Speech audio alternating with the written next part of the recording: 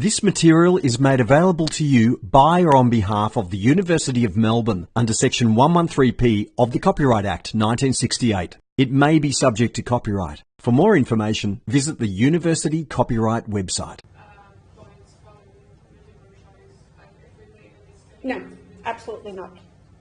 So if you don't know what the answer is, usually you can exclude one or two just by looking at them, because one's going to sound stupid, and then then just take a wild stab at it, or like look for clues in the wording. And please, please, please, just read the question. There's a lot of them that say, please pick the statement that's false, or the following is not like a medical device or something. But I've capsulized everything. All right, cool. Hello, everyone. It's recording. Great. So next Tuesday is the Semester 2 subject guide in Old Arts. So if you're curious about more information about particular course subjects next semester, deciding between biomedical engineering electives, it would be great if you attend and find out more.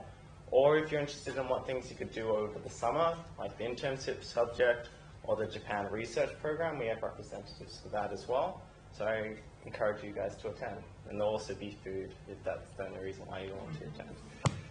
Cool. That's it? Yeah. Okay, cool. Free food. Man, when I was at uni, I used to have a calendar that showed me where all the free food rallies were, and I accidentally went to something I probably shouldn't have gone to. I should not announce it on the recording. But, yeah. Anyhow, where were we? What are you doing? What are you doing? Why are you doing this to me? Okay. All right, let's chat about the regulation of medicines in Australia. I have to admit I'm not as enthused about medicines as I am about devices, because all that biochem and biochem only seems a little bit boring. I'm into stuff you can touch and feel and play with, and white powders are not quite my thing. But we'll do the best we can. So I've relied on a lot of the TJ slides that they make available, because we want to get it from the horse's mouth. And because I didn't want to get too adventurous with it. All right. So we're still in this regulatory approval part of the life cycle, and even though this is about devices, it actually applies to both medicines and biologicals. So moving on. Oh, quiz time. Is it a medicine or a biological? And just to help you cheat, I've put the definition of stuff that's regulated as biological. So we have tissue-based products, skin, bone, renal transplants, cardiovascular stuff. And then we have cell-based products, such as T-cell therapies and human stem cells is a biological. And finally, combined cell and tissue products, such as collagen matrices for localized cell delivery. So keeping that in mind, and keeping in mind stuff that we've covered previously, what do you guys think of the following list, without cheating and running ahead and looking at it? So antibiotics is very obviously a medicine, yay. Heparin, medicine. What about antivenoms? Is it now? Immunoglobulins that are used in a therapeutic setting. You could have an immunoglobulin infusion. Hormones, such as insulin, growth hormone, that sort of stuff. Insulin. Medicine, thank you. Monoclonal antibodies is a little bit hard, admittedly. All right, so this one's a tricky one. Blood products and clotting factors. It is not a biological because they're specifically treated as a medicine because it's only cell tissues that are deemed to be a biological. I know it's a really fine distinction, but we'll talk about it in the biologicals lecture. Vaccines. Yes, thank you. And enzymes, finally. Some people can take enzyme replacement therapy, such as if you have issues with your pancreas, you're probably not going to live very long. Or people with cystic fibrosis often take enzymes to help with gut motility and digestion. So in that case, it would be a medicine. Okay. So it was a little bit tricky. They're all medicines. Who got them all right? No one. Yeah, I made this purposefully hard, but you will remember it when you come to the exam. So, yes? If biological is cell-based, why is it vaccine and medicine if it's cell-based? It's cell-based, but it's to do with tissues. So like tissue transplants, tissue grafts, tissue extracted stuff. Whereas if, think of the primary function, and this is like more therapies, right? I don't know. Does that make sense? Well, I'll make sure to include like a really self-explanatory slide in the biological lecture, which we're going to have next Monday, I hope, fingers crossed. By the way, I'm really sorry about cancelling the previous lecture, and I promise you, I had a family emergency, you will not be disadvantaged. So, okay, so lecture outline, what have I done? I am missing something. All right, so lecture outline, we're going to talk about regulated medicine categories, registered medicines, over-the-counter medicines, generic medicines, quality, safety, and efficacy, and assessing and managing risk for medicines, and finally, medicines scheduling. Now, this, probably anyone that's read anything about medicines would have come across this picture. It is Mrs. Winslow's soothing baby syrup, also known as the baby killer. That's what we refer to it now as. So, who knows a little bit about this? Nobody. That's all right. It was developed by a pediatric nurse in the 1800s, 1850, and it was hugely popular for babies. And her brother-in-law manufactured it, and it was like a bestseller for about 80 years until regulation kicked in the early 1930s, and they started regulating what you actually put in it.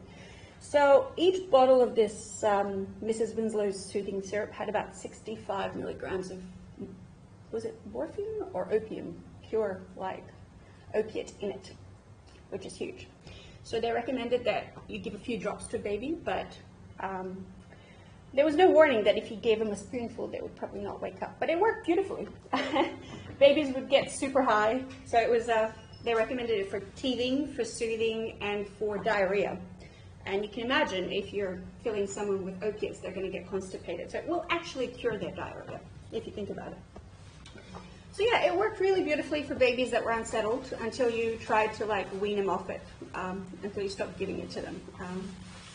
So we actually, they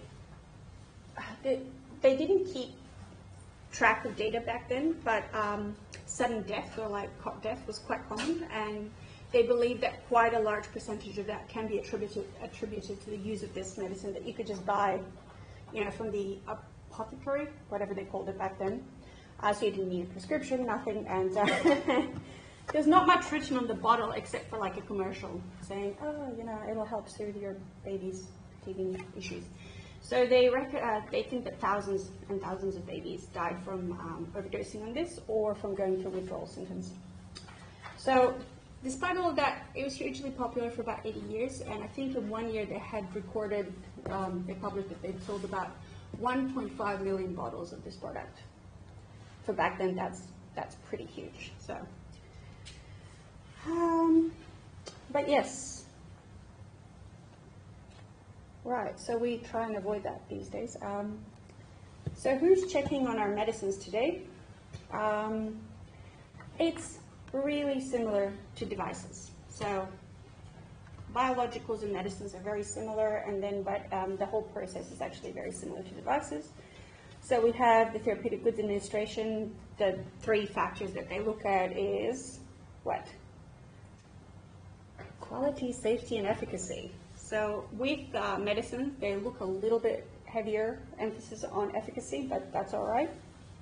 That's because they have to, because of the nature of the way that medicines work. So safety is also a really big thing, because for a lot of medicines, you won't actually find out what happens in the real world until people start taking it. So. Yes, so again, they need to be on the Australian Register of Therapeutic Goods in order for you to sell them. To make this happen, you have to undergo, so you have to have a sponsor, and you have to undergo an application process, pay your fees, get assessed by the TGA, and then the critical components of the TGA assessment process are the same as for medical devices, with a few minor differences, which we'll look at. Right, so is it a therapeutic good? The answer is yes, it is. Right, so for medicines we have two broad categories. One is non-prescription, the other one is prescription, and I'm hoping that you guys all know the difference. So we have other medicines, complementary medicines, and over-the-counter. And some of those, so there's a difference between listed and registered, mainly to do with the level of evidence that you're required to provide and the level assessment that takes place. And with prescription medicine, they will be registered 100% of the time. Okay, so according to the TGA, regulated medicines include prescription medicines. This includes original and generic brands. We have over-the-counter medicines, so stuff that is sitting behind the pharmacy counter. Complementary medicines, so you have to talk to someone in order to buy it. Complementary medicines, which you can generally just buy off the shelf. Vaccines, which you can get in various different settings. And then we had blood components, and plasma derivatives. So it has to be in a certain step of processing in order for it to be deemed a medicine. A medicine. So if you just take cells directly from the body and you do absolutely no processing to them, minimally manipulated cells, putting them back into a human, then they're considered to be a biological. So there is a difference, but we can discuss that later. All right, so we talked about the two main categories. So we have registered and listed. Registered is obviously stuff that's a lot higher risk. So even with devices, stuff that's like really basic class 1, you can just list it directly onto the register and hold all the information, but you don't have to get it assessed unless you get audited. So the TGA will pull a number of entries every year and ask for your information, assess it separately. But with medicines, it's the same sort of thing. So if it's listed, you might need to go through a pre-approval process depending on the risk. So for the low-risk ingredients, there's certain rules that if it's identical to a previous one where we can claim, I will cover that in a separate slide. So anyways, so there are exceptions to this. And with listed medicines, they're really, really fussy about the claims that you can make. So what you're going to put on your packaging will make a big impact, irrespective of the contents, as to whether it's going to be listed or registered. So it's all about the claims that you make, as per usual. So if you're just making limited claims and you cannot imply that they will be useful in the treatment or prevention of a disease or serious illness, then you're pretty sweet. If you want to go down the road where you say, well, this is going to be used for to treat X, Y, and Z, then you're going to the registered section, and then you do the full evaluation for quality, safety, and efficacy, and the product information has to be approved by the TGA, inclusive of the advertising. And unlike with devices, the entire assessment of what they've looked at and how they came to that decision gets published in a publicly accessible database. So if there's a medicine that you're interested in, and even if it gets rejected, it still gets published and people have access to it. So yeah, whereas with medical devices, it's all commercial in confidence, and there's no obligation on the manufacturer to release that report. So that's a big difference. All right, so all registered medicines have an Australian R number on the label and on packaging. So that's how you know if it's a register or not. So if you just pick up a bottle of something, you can usually tell by the label whether it's listed or registered before you drink it. So all prescription medicines are registered, most over-the-counter medicines are registered, and some complementary medicines are registered. Can anyone think of a complementary medicine that's registered? Some vitamin pills are. Also some melatonin-containing medicines are. I call them medicine, but like supplements. Because in synthetic versions and large enough doses, they do have side effects. And they do want to say that you can take them to aid sleep, right? All right, so if it needs a script, it's a prescription. If you need to talk to the pharmacist before you can get it, it's an over-the-counter. If you can just pick it up off your shelf in your pharmacy or supermarket, it's complimentary. I feel like we're missing a section. Oh well. So if you want to register a new medicine, there's a whole process that you go through, as we've mentioned. Now, there is a difference. There's two types of medicines. It's a Me Too type of medicine, where you have a predicate medicine and you're just changing either the dosage, the indication, or the appearance. So the appearance is a pretty big deal because there's a lot of little old ladies that know that they're only supposed to take one of the red pill. And if it suddenly becomes a white pill, they don't know what they're doing. So this is where a lot of the overdoses and medicine interaction happens. Right, so there is so much more information to consider with medication than there is with medical devices, and that's to do because we're no longer restricted on the type of trials that we can do. So there's a lot more option to test it. Also, there's a lot more biochemistry and chemistry and more chemistry involved. So you're expected to do all that chem testing in addition to all the safety testing. So, yes, apparently they say here it takes about 11 months. I think that's wildly optimistic. I think that whole process takes a little bit longer, but you know, that's what the TGA claims. And quality and safety. So there's a massive process to prepare your documentation. Then there's a screening process to make sure that you've got all of it before it undergoes. So that's the pre-assessment stage before they initiate the process. Then there's the evaluation process. Then there's the decision process. However, unlike with devices, where it gets assessed, it goes to the TGA, it has all the components looked at, and then a regulator makes a decision. With almost all medicines, they will go to a committee. So with medical devices, it only goes to committee if it's like a borderline device, if it's a combination device, or if it's so novel that the experts of the TGA don't know what to do with it. So then it goes to expert committee and they put in a report that gets considered by the regulator. With the medicine, it always goes to a committee. Right? So the committee will come to a decision and the committee will do the risk-benefit analysis, which is really heavy with the medicine. And then the regulator will formalize their decision. Okay. So again, we've discussed this. So low risk category would be stuff that's identical products to an existing product, name variations, and as we mentioned, flavor, fragrance, or color variation, or if you're even just changing the appearance of the packaging, you'll have to go through that category. Then we have the high risk categories, which is the new patient population. So if you want to change from just adults to a pediatric dose, a new indication. So exactly the same medicine, exactly the same everything, you just want to add an extra indication for use, that needs a full clinical assessment. And if you have a new active ingredient, that's a pretty big deal. So now you can understand why it takes like 200 million to come up with a brand new pharmaceutical product. Okay, so there's 5 application categories and you need to know which one to submit to. Then we're coming to bioavailability studies. So there's a lot of generics these days because a lot of stuff is coming off patent. A lot of the popular medicines are anyways, and it's hard to come up with new ones. So bioequivalence, you need to demonstrate bioequivalence in order to sell a generic. Right? So it refers to whether the generic medicine releases the active ingredient into the bloodstream at the same rate and to the same extent as the original medicine. So is it bioequivalent too? So is the brand name paracetamol the same as the other one that you can buy in the white box? I forget the name. Anyhow, the salicylic acid, the aspirin one. So you can buy like brand product aspirin, or you can just buy salicylic acid, or you can buy aspirin, whatever they're calling it these days. So it can't have the identical name. So what they do to work out bioavailability or bioequivalence is they do all the biochem testing, but that's still not going to tell you how a person is going to process it, right? Because there's a lot of variation between how certain individuals process medicines. So to get around that, they take a sample of the population or people that take this medicine, healthy volunteers. So initially they give them the branded product and they measure how that person processes it.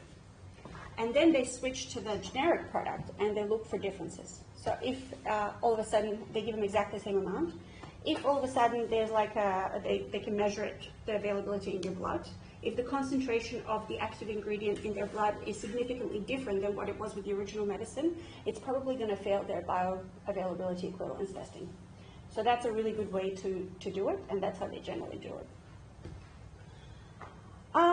Yes, blood samples taken at different times, and they look at absorption, they look at the active ingredient in the blood. They also look at fillers, because a lot of the time they have to make it appear different. So even though it's exactly the same aspirin, they might put in a new dye in it, they might put in different fillers in it, right? Because they're not going to have access to the same, exactly the same formulation, just the same active ingredient. So what happens is, as I was saying, people get confused, so you change the color, and then all of a sudden, depending on what dye you've used or what manufacturing process you've used, there might be a whole new population of people that start having allergic reactions, and not to the medicine, but to the filler products or to the dye that you've used.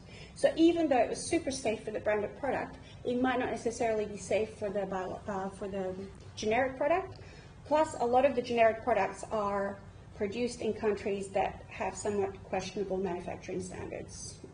So yeah, there's always that to consider. Okay. So quality data, obviously. So yeah, they have chemists, biochemists, microbiologists, and all kinds of experts working at the TGA. And this is like in addition to having the committee look at this. So they really look at the composition of the substance and the product. They look at the batch consistency. So that's a really big deal. Can you make it exactly the same every time?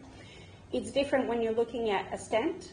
It's important, yes, but when you're looking at a medicine, you have to get your biochem spot on every last time or you're not going to get through the process. Then you're looking at stability data. How does, what's the shelf life of your medicine? How long until it becomes toxic or loses its activity? So most medicines do not become toxic after they expire. They just lose their bioavailability, so they don't work as well. So you might be only getting half the active dose of what you want.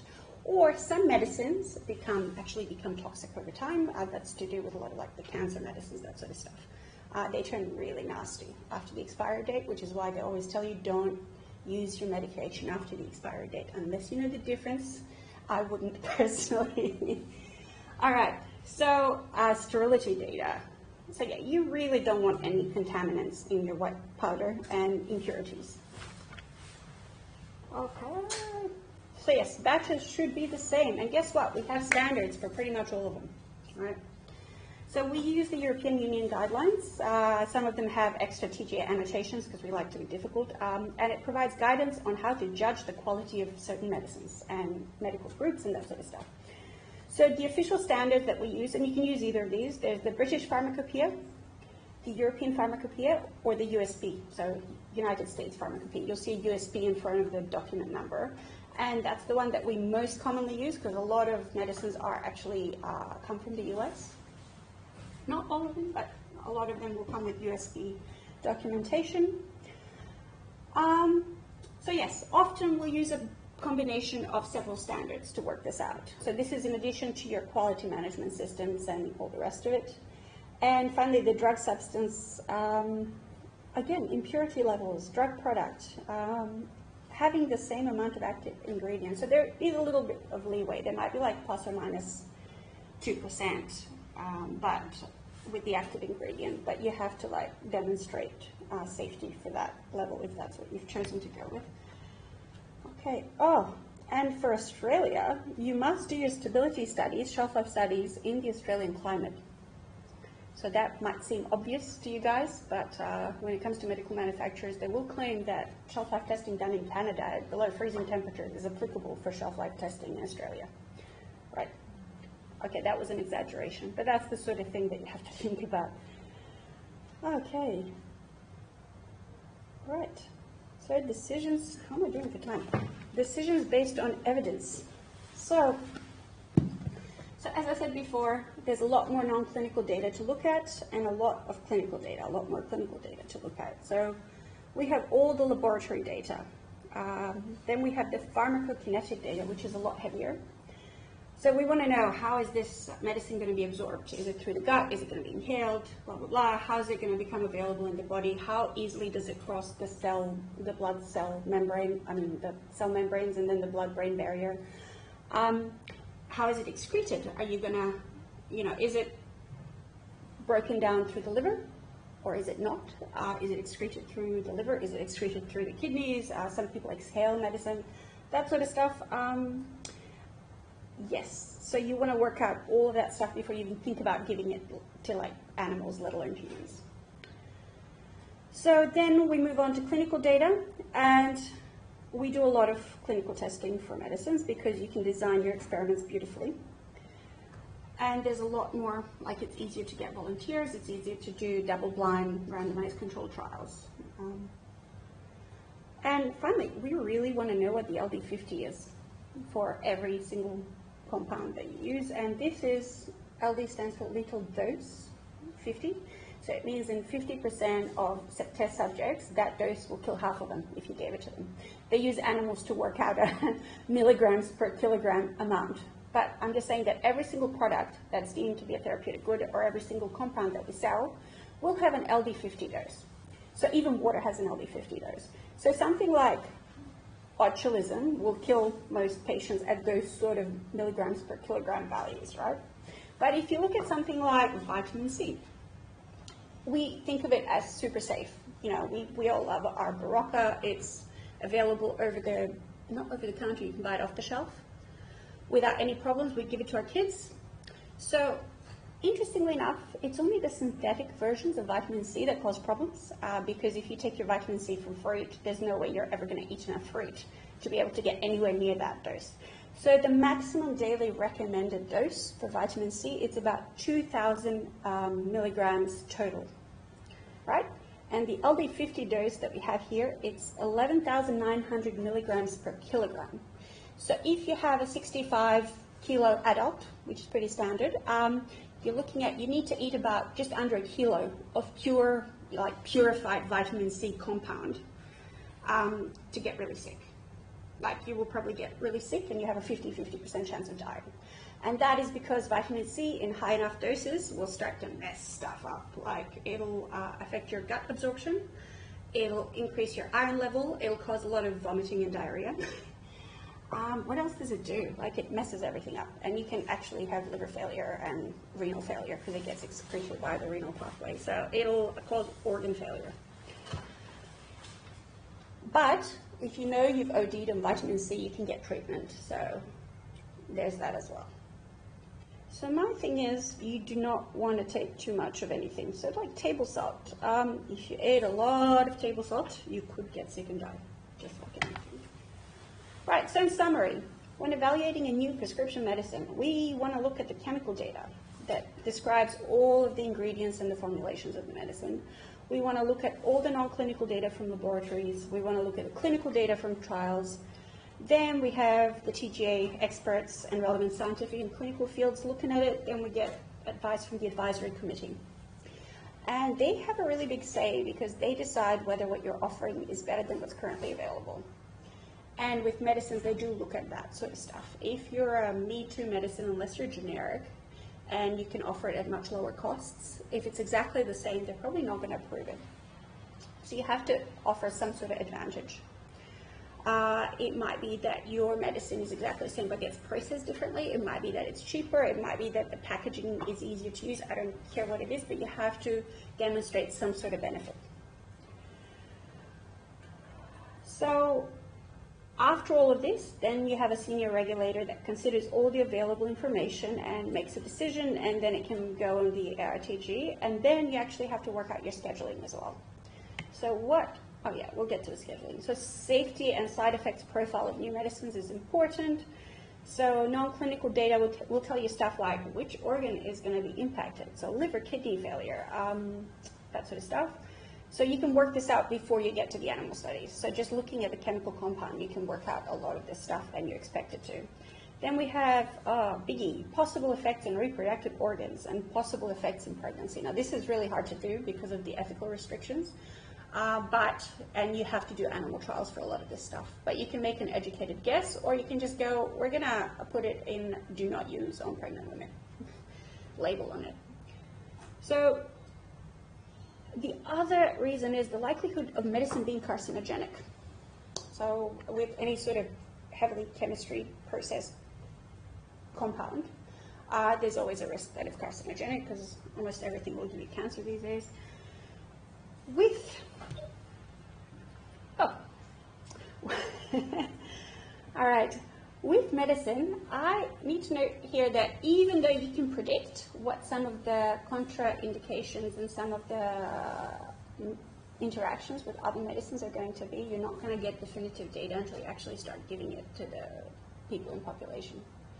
So, stuff like the triple whammy effect with the diuretics and blood pressure medication and that sort of stuff, which will impact your renal failure, wasn't isolated until you started giving it to lots of patients with comorbidities. And then we get all this clinical data, this beautiful clinical data. However, all clinical trials that we do are restricted in some way. So we get patients that are super healthy, generally, or like really young patients, and we give them this medicine and we make sure that they take it perfectly each and every time, otherwise we exclude them from the study. And then we work out that it's super safe, right? However, we only do this for a limited period of time, and we do it in a very restricted population. So sometimes reactions can take a very long time to develop. So, you know, if, for example, you're taking a lot of vitamin C, it means you end up with iron accumulating in your body. And for you to get any symptoms from like excess iron accumulation, it might take years.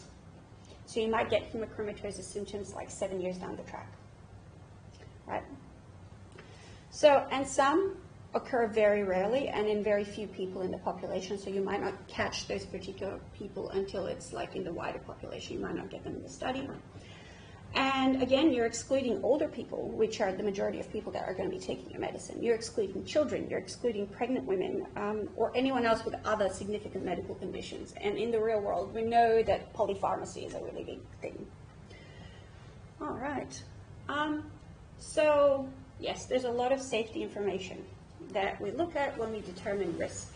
And taking anything, even vaguely medicinal, actually taking anything involves a certain amount of risk. So we have European Union guidelines that tell us how we should get statistically valid information. But just like with any statistics, it's always open to interpretation. So after we've done all of that, we're moving on to animal testing, which will let us work out dosing. So we already have our compound by this point, and then we work out dosing and administration, that sort of stuff. And then we're looking at genotoxicity. You guys should know what all of these categories are because we did them in the workshop, hopefully. So you'll have some idea of some of the testing that's available for this. I don't want you to know the specific tests. So we've got reproductive toxicity, carcinogenicity, organ toxicity, and again, any safety, no matter how small, concerns from clinical trials will be expected to be amplified in the general population. So, all right, so having all this information will let us work out whether the benefit outweighs the risk of harm. So we do all our analysis, and everyone gets together, and I hope they don't take effort. I think there's like a really complicated system in place and a formula to work all this out. Right, so the guidelines actually provide guidance on how to judge the efficacy of medicines. So could it work? Does it work? And what is its mechanism of action? So they look at all the in vitro, in vivo stuff, the endpoints. So have you concluded your trial too soon, and how much post-market stuff are you going to have to do? It needs to be both clinically and statistically significant. So you need to have both. So you can't have something that's amazing for a very, very small proportion of patients, but you want to sell it to like everyone and make a claim that it's going to help them. Placebo effect. You can actually do this really well with medicines, so they expect you to have done it really well. Mechanism of action. You're expected to include all this stuff in your safety information, and drug interaction information. You want to get as much info as possible here, but you're not going to get it all. So, all right. So, Australian Public Assessment Report. As I said, it's all going to be published online for anyone to have a look at. So it could be hugely embarrassing for pharma companies when they fail the process, but it's all there. If you're ever curious about the medication that you're taking at the moment, you can go on there and do some snooping if that's what rocks your boat, I guess. All right. Risk management tools. So they will look at your risk management. So they'll only authorize it for specific patients. So basically what you've put in your information of use, they'll consider that. And it might be for only a specific indication. All other uses off-label. However, a lot of doctors will prescribe medicines off-label. And to be fair, a lot of pharma companies will only list one indication for use that's quickest and easiest for them to get through the regulator, and then so they can get it on the PDAC, the Pharmaceutical Benefits Advisory Committee. They will approve it so that you can get reimbursement for it through the government scheme. So a typical example of that is ondansetron, which is also known as Zofran.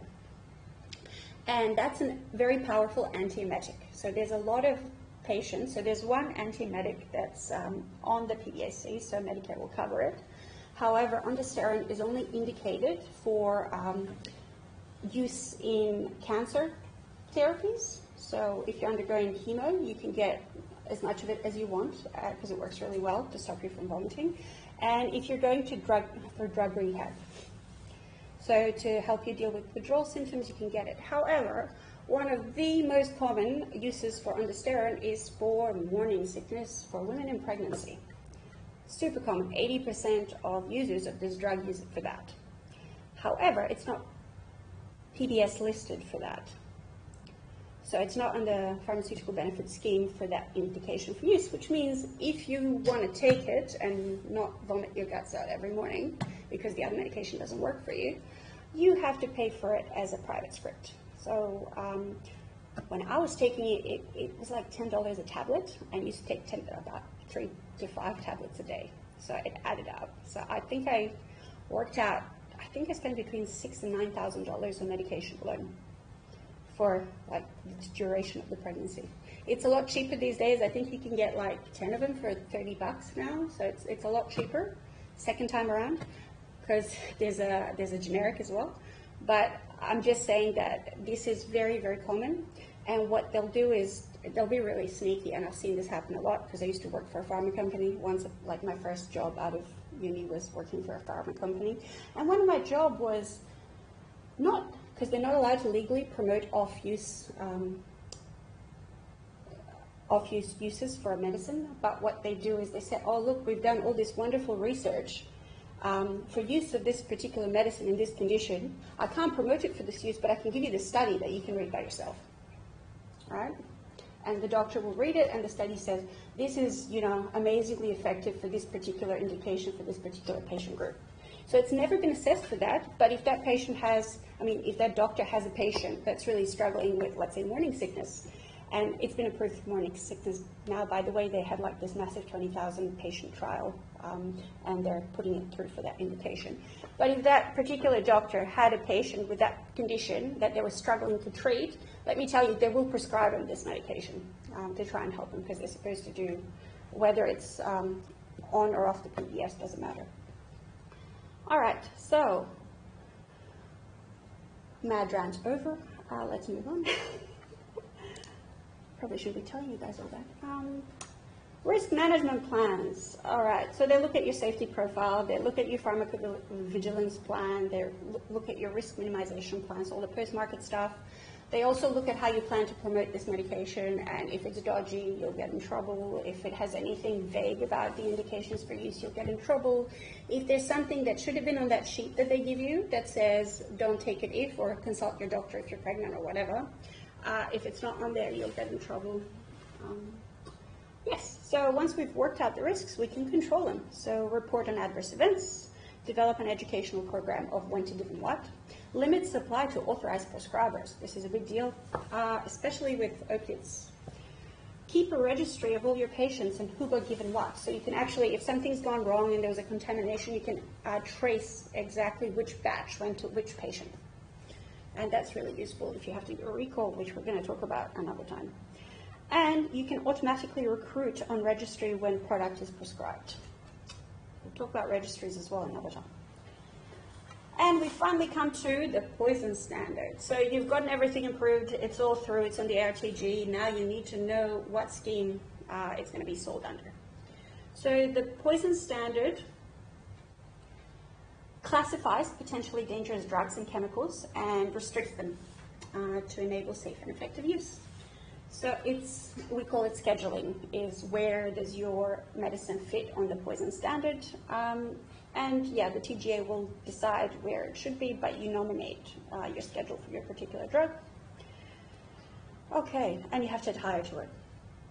So this is, I just thought this has really nice examples. So we've actually got 9 schedules. So this must be an old one. So it classifies them according to the level of regulatory control, their availability, and in order to protect public safety. So schedules are published in the poison standard, and there's 9 of them. So schedule 0 is like anything. So you can buy aspirin in the supermarket, that'll probably be schedule 0. Then when you go to a pharmacy where they'll have some sort of traceability of what you've bought, you'll get a receipt. So then that's Schedule 1. Schedule 2 is over the counter at the pharmacy. Schedule 3 is prescription only. But you can get it from the pharmacist. You don't need to go to the GP. And Schedule 4 is you need to go to the GP to get a prescription. And then Schedule 5 and above, there's like some examples there. It just depends. The riskier it is, the higher the schedule is, the higher the safety requirements, and there might be stuff that's attached to how you dispense it and how you take it, how you expect the patient to take it. So Schedule 7 is, now, I will tell you right now that drugs like cannabis and heroin are now Schedule 9 because they're looking at introducing them as actual drugs. So they're no longer in Schedule 7. This is old. I should have gotten rid of it. So let's have a look at the next one. Oh, here we go. So different schedules have different types of safety warnings on them that you have to include. And this probably will look familiar. If you've looked at any sort of medicine bottle, you'll see one of these on there. So yeah, Ventolin puffer would be Schedule 3, antibiotics would be Schedule 4. Cannabis is a prohibited substance, but it's now available for research only, and they're doing limited prescribing of cannabis for various conditions in various states. So that's a Schedule 9. So Schedule 8 is a controlled drug, and it's usually drugs of addiction, and it's really painful because if you're not a registered prescriber for this drug, you actually have to, when your patient's sitting in your rooms, you have to ring up, you have to register your number, prescriber number, with the patient, get permission to actually prescribe it. So then when that patient, it just prevents doctor shopping, and now they're talking about having a real-time registry so they can, so when the patient actually gets the script and goes to get their opiate or Xanax or whatever, if they've used too many of them from different doctors, it'll pop up in the pharmacy system. So there, some states have various versions of this, which is why you need to actually show your driver's license, and they'll check on the computer as to how many times you've had opioids prescribed to you for that particular state. So I don't know how far advanced this is, but it's, yeah. Oh yeah, Codeine Plus was recently rescheduled. So it used to be prescription only, and then people said, oh, let's just make it available over the counter behind the pharmacist in small doses of codeine. They made it available, and they found that surprise, surprise, lots of drug seekers bought it as an alternative. So they found that there was the incidence of misuse of codeine went up the moment it became available over the counter. And then they did an analysis, and they found that the risk of death was increased by a certain amount. And then they said, look, we're going to put it back under scheduled use. So people were super unhappy. They were like stocking up by the end of it, but it's now you once again need a prescription just because in terms of public safety, they found that it wasn't safe. Okay. Da-da-da. Oh yeah, Xanax. In the good old days, you used to be able to just get like a script from your doctor, and that was it. And he used to be able to give you as many scripts as you wanted. But after 2014, so it just goes to show that even after something's on the market, they keep monitoring it for public safety and risk and so on. So they found that doctors were like overprescribing it. Also, if you prescribe too many Schedule 8 medicines, because you need to be registered your number every time you do it, you will, like, there'll be a red flag and you will get audited. And a lot of doctors get caught out because what happens is they start prescribing, and if there's certain doctors that prescribe more than usual, I used to work in a clinic back in the day, lots of drug seekers will tell their friends, oh, this guy's like, he'll fall for your sob story, he's easy to get drugs out of. And then what ends up happening, every third patient that this guy sees is a drug seeker. So it becomes even easier to normalize that sort of behavior. And at the end of the year, and this happens to a lot of internationally trained, like international doctors from overseas. Well, they've just come to Australia, they're not familiar with the regulation, they start practicing, but they don't get enough support. English might be their second language. So they end up getting audited and getting in trouble with the medical board for overprescribing opiates. So what they do, they restrict them. You can no longer prescribe opiates without a second doctor co-signing it, and you need to go to a training and education program on the appropriate use. And then if it happens again, you can actually lose your registration. So it's pretty scary. I know back in the day when I was a medical student once upon a time, I had this patient come in his suit. He said he was, they're really good drug seekers, let me tell you. He said he was playing sports at lunchtime. His shoulder was like dislocated all the way out. And he was in so much pain. And I was just like, you know, I totally bought it. So we went in there with the GP and we popped it back in. I was so proud of myself for being able to, you know, assist with that. We gave him some painkillers and we sent him on his way. And then I came out. I recommended that they give him painkillers, send him on his way. I came out of there and all the nurses were snickering because he was a known drug seeker. That was his shtick. Every time they'd get a new doctor or a new student in, he was able to dislocate his shoulder at will. And he'd come in with the sob story, crying, and get his painkillers and then laugh and walk out. So they totally let me go through that. But it's a lesson that you never forget. So, yeah, they're really good. I don't know. I'm just not good at recognizing very good actors. These people deserve an Oscar. Okay. So, yes. I never forgot it. Now I don't trust anyone, which is why medicine sucks. This is why I really like my desk job. You look at stats, not people. All right. Xanax. Bad, bad, bad. You need a prescription for it. How are we doing for time? Okay, 5 minutes. Listed medicines. Yeah. It has an L instead of an R, a lot less risk, so a lot less information, but they're still really strict about purity of what you're selling and how you're manufacturing it. So yeah, so you can have only pre-approved low-risk ingredients, and if you start putting anything else in there, you'll get in trouble and it needs to be reassessed. A lot of complementary medicines fall into this category. They get in trouble not because of their ingredients, but because of their claims most of the time. Like the advertising for complementary medicines is terrifying. Yes, holding evidence to support the claim. A lot of the time we'll say, if someone gets audited and we say to them, can you please provide all the clinical data to support the claims that you made? 9 times out of 10, they will just withdraw their product. And then 6 months later, they'll relist it under a different name because you don't need to supply the other yet. Anyways, there's systems in place to catch people like that, but that's generally what tends to happen. And listing on the ARTG is the final stage of the process. All right, so conditions is, again, pre-approved low-risk ingredients and does not claim or imply it will be useful in the treatment or prevention of serious illness. And they actually have a definition, the TGA has a definition of what a serious illness is and what restricted terminology in terms of advertising is. Okay, and they will inspect your licensing and manufacturing sites. Okay, so just like with devices, patients might need to get special access to stuff that's not on the register.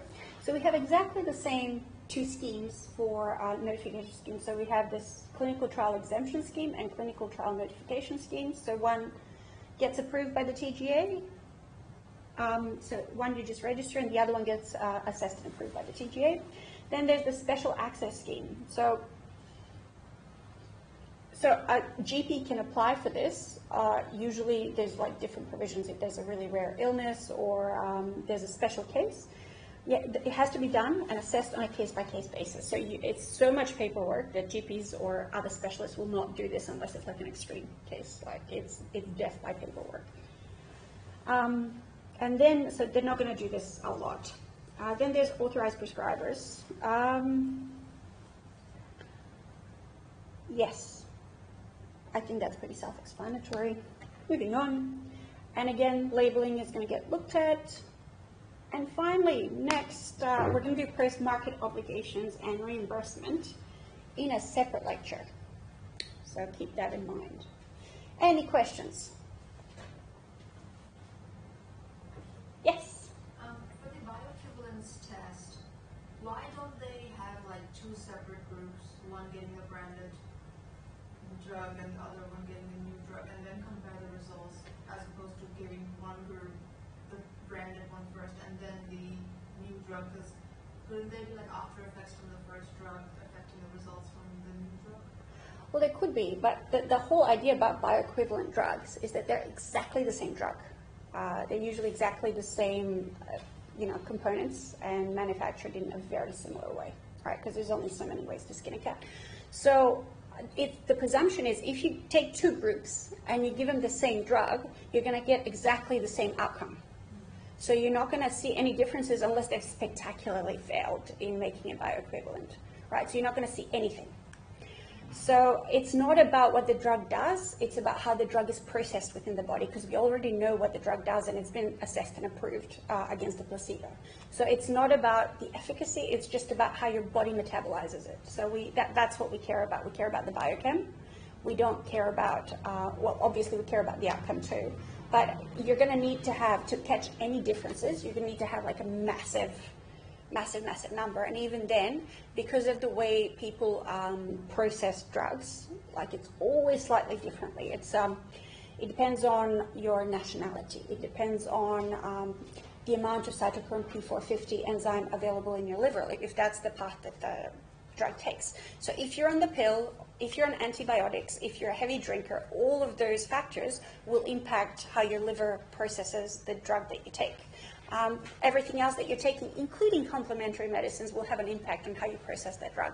So it's like such a variable factor that you can't really use a large population. You can, but you can't get a viable result, statistically significant result. So it's a lot easier to just take exactly the same patients with exactly the same levels of everything and do both drugs and just measure the amount of active ingredient in their bloodstream or urine or whatever the hell. Yes, the body has to be the same. It's really hard to patient match for that. Like we know that Asian populations process the cytochrome P450 availability is just generally lower. So they process alcohol differently. They process a lot of drugs differently. So when you go to sell a drug in China, they actually insist that you do a clinical safety study in China on Chinese population because of this factor. Does that make sense? Does that make sense? I don't know. Medicines are not my forte, I admit, but I hope that was clear. And yes? On the previous slide, Yeah? this is the previous slide, the one with the X. I was confused about what the, like the CTX and CT. So that basically just was on the side. So If you're confused about that, you're going to struggle in the exam. So maybe go back to the lecture that was looking at these two schemes when we were looking at the regulation of medical devices, and have a look. So one was the clinical trial exemption and one was the clinical trial notification scheme. So one's a notification scheme, the other one is not. So for one of them, if you have something that's brand new and you want to test, so the notification scheme is for a bioequivalence study. You just go to the TGA and you say, look, I have this drug, it's not approved in Australia, but it's totally the same as this other drug. I want to do a clinical trial for it. Can you please approve? I've got all the data, safety data for it. I can show that it's chemically bioequivalent. Can I please do this test? Can I import it so that I can use it in this clinical trial? You just fill out the paperwork and it's a tick. You just have to notify the TGA. With the other one, it's for stuff that's brand new. So if you have a brand new pharmaceutical compound that you've developed over the last 10 years, not available in Australia, but you want to run a trial in the Australian population. That's, yeah. yeah, so notification is Yes, so that's the exemption, and that will need to be separately assessed by the TGA. After they've assessed it, they'll approve for you to actually be able to get the drug and run it. so these are alternate. I think I didn't get confused between them. Who knows? I didn't. Yes. This whole thing, this whole slide's about different pathways Of getting drugs that aren't normally available in the RTG, but you will need to know these two schemes for devices, and we'll go through them in the revision lecture. so CTX, CTN, and we'll see how SAS as well. Access scheme? Sure. That's pretty self-explanatory, and authorized prescribers is pretty self-explanatory. So authorized prescribers is if you're a specialist in a very, very limited area, and there's like you can get authorized prescribers status on humanitarian grounds on several different ways to get it. So if you want to use it on a very small, limited population, you can get limited rights to prescribe it. I know that when the abortion pill became available, there was you needed to become an authorized prescriber in order to do it, and it was limited of where you could prescribe it. So initially, only GPs in the country areas could become prescribers for the abortion pill. But I think that's changed now, because those women didn't have access to like abortions otherwise. I don't know. I don't remember all the details, but I just thought that was interesting.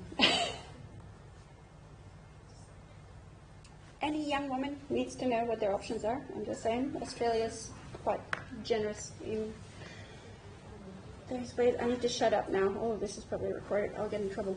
Any other questions? Yeah, totally. If you're not sure, look it up. Don't take my word for it, because medicines are, they're like my kryptonite. That's not true. I've assessed medicines, but from the point of, is this medicine gonna be a safe coating for a particular drug or a safe compound? I don't assess it in itself. So my knowledge is vast, but somewhat limited in this area, and I don't care enough about medicines to learn. So. Someone else had a question? Yes, no, maybe? All right, sweet. Have a lovely day. We'll see you guys next week. Next Thursday, we have our guest lecture.